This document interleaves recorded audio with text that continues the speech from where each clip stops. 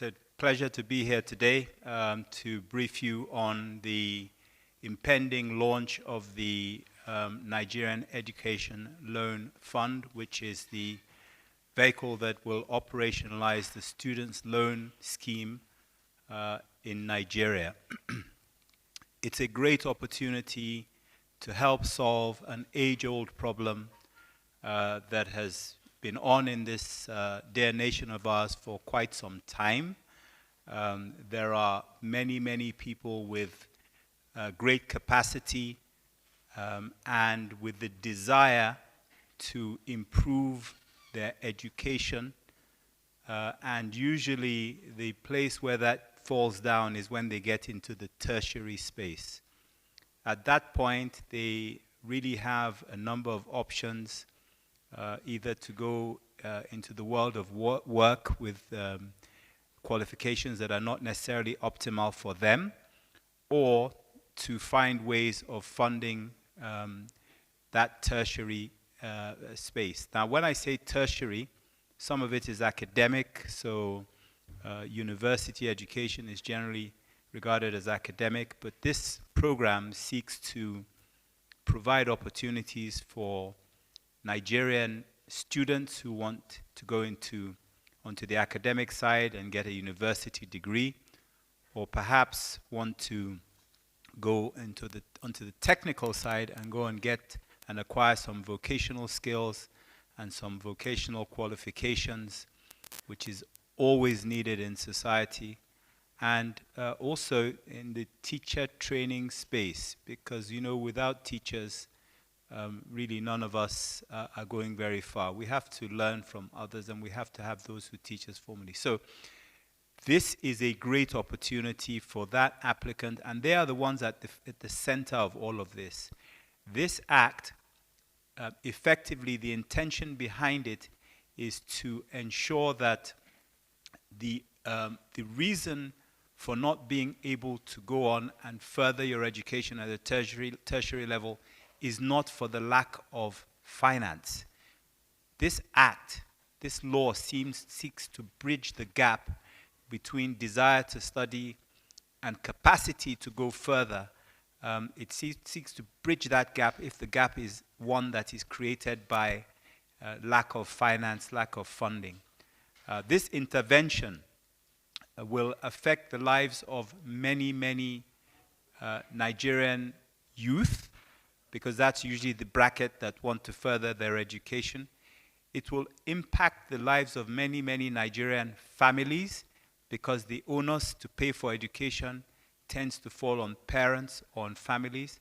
Well, this act is going to enable us to intervene and support families, particularly those at the needy end.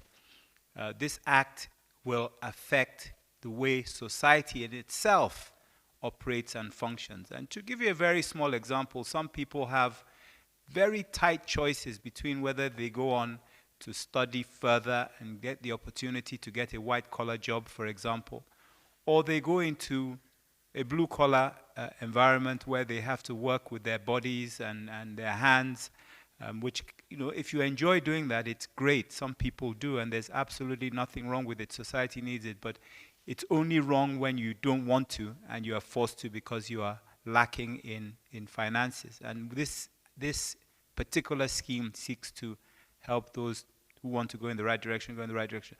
There are many difficult choices people make. People sometimes will have to go and do things they really don't want to do, including crossing, the very treacherous and dangerous Sahel to try and get themselves to Europe because they haven't been able to get the education they want here. So, we are setting this up to help us and help our society bridge that gap.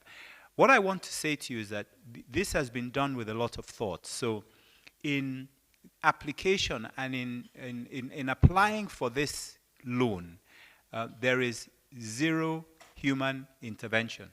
In other words, there is an app. The applicant will go onto a portal. They will engage with that app. They will have to put in certain pieces of information which make them eligible. One is their JAMB number, and of course, to tie in to that, their date of birth.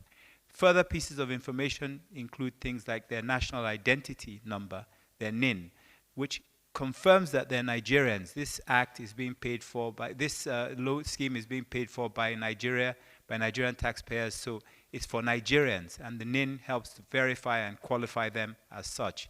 Their BVN, financial inclusion, because this act in itself, or this scheme in itself, will at some point be able to empower students, so we need to know they have bank accounts, we need to know where their accounts are and be able to access those accounts.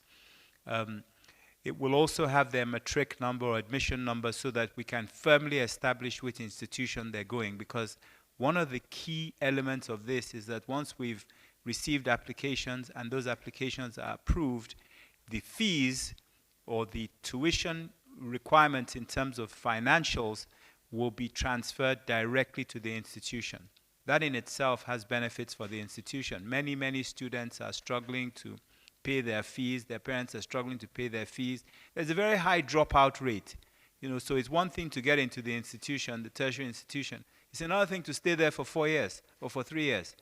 This scheme seeks to help people access and remain until they qualify or graduate.